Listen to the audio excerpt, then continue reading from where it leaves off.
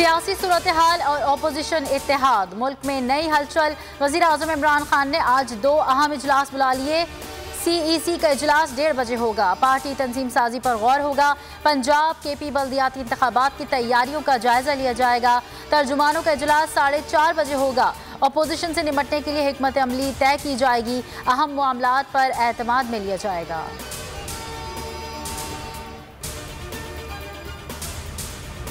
हुकूमत को घर भेजने की पूरी कोशिश कर रहे हैं। अल्लाह ताला को मालूम है हुकूमत कब घर जाएगी। शहबाज शरीफ कहते हैं करप्शन के रिकॉर्ड टूट गए। हुकूमत को अपने करतूतों की वजह से खौफजदा होना चाहिए। महंगाई आसमान से बात कर रही है। गरीब आदमी तबाह हो गया।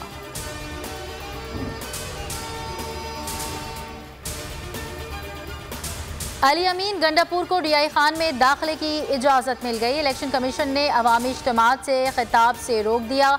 अली अमीन गंडापुर किसी सियासी सरगर्मी में हिस्सा नहीं ले सकेंगे।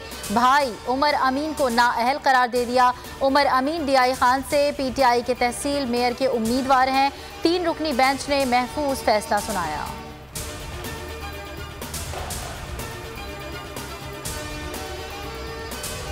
नवाज शरीफ और मौलाना फजलुर रहमान में राबता। हुकूमत मुखालिफ तहरीक फैसला खुद बनाने पर मुशावरत।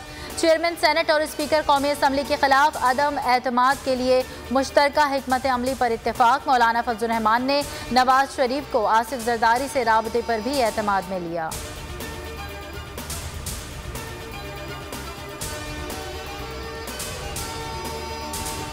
कोयटा सरियाब रोड वलीजेट के करीब धमाका। रेस्क्यू टीमें जाए हादसा की जानिब रवाना।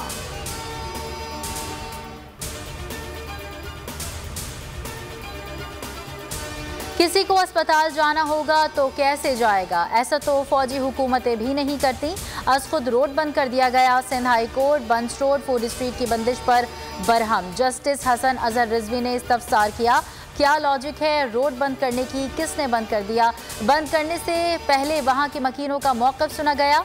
क्या करेंगे अहले इलाका?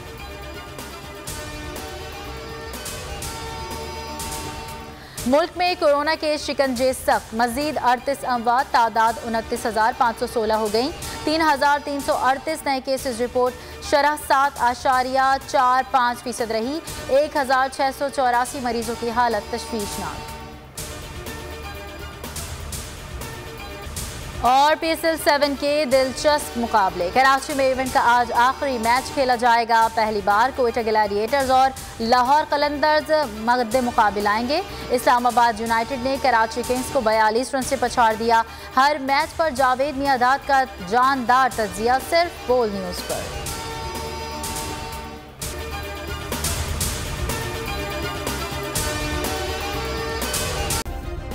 सब्सक्राइब करें और बेल दबाएं ताकि कोई खबर रह न जाए।